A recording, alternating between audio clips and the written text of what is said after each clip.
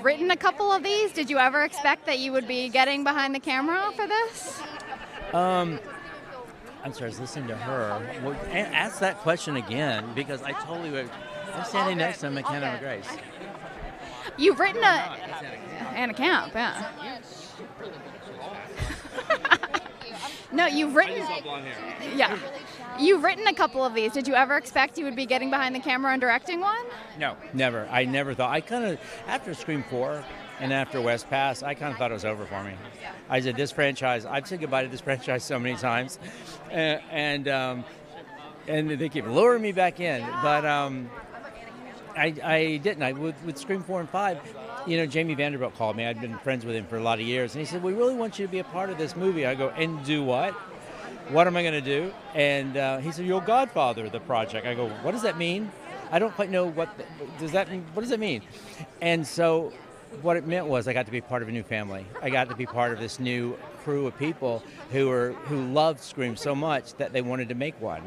And I got to work with Matt and Tyler and Guy Busick, and it was so much fun that I didn't want to leave. And so I kind of sort of hung around a little bit, and the next thing you know, Nev Campbell's in 7, and so we're working on a new script for that, for the new 7, and then I got a phone call from Nev, and I went, uh-oh, she's got notes. She's going to give me a bunch of notes. And she asked me to direct. Yeah, I'm standing here because of Nev Campbell. Yeah. I've known her for 30 years, and she's probably one of the greatest human beings on the planet. And after Melissa and Jenna's departures, I mean, you guys really had to kind of start from scratch. Did you always know where this was going to go, or? No. It's so funny. I got a call from one of the producers, William, and he said, well, we're going to have to come up with something else. And here's what Jamie and Guy were thinking. And I said, well, let's talk about it. And so they wrote a script, and then I kind of just gave some notes. That's what I do. I do whatever I'm asked, and I'm here to please you. So, and then, like I said, and so we started working on a new story. Once we knew that we had Nev Campbell back, I've known Nev for 30 years. I knew what she wanted. Yes, there was the salary dispute and paying her, but she also is an actress, and she wants to act, and she wants a role, and so we wanted to do a Sydney-centric film and catch up with Sidney Prescott all these years later and sort of see what she's up to. And so that was sort of the emphasis. What's her family like? What would happen if she had a daughter the same age as she was when this all started? How does she parent? How does she talk about the past? She's so traumatized from every conversation Sydney has ends in blood and guts. Mom, what was your first time like? Well, it was the night all my friends got killed. What was college like? Oh, well, my first semester, everyone got killed. It's just not something you want to talk about.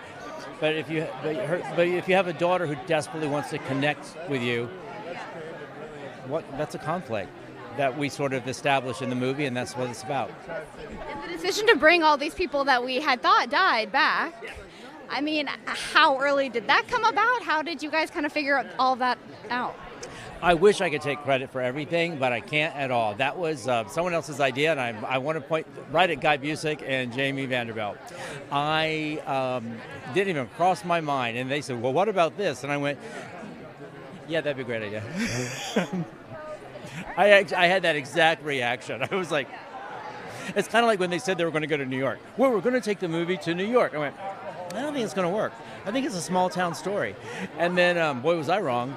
I read that script, and it was, I love it. I think Matt and Tyler crushed 6. I love 6. I mean, and then I just have to ask, as with everyone else, obviously there's some protesters outside. How are you kind of navigating that and kind of that commentary? We were riding in, I saw them, and my heart just sort of stopped, because look, we live in America. Everyone has a right to protest, and I want everyone's voice. Everyone should be heard. And if you have your truth, and you want other, if you want to stand up and be heard, you protest. That is your right in this country, and I stand by. I support that 100%.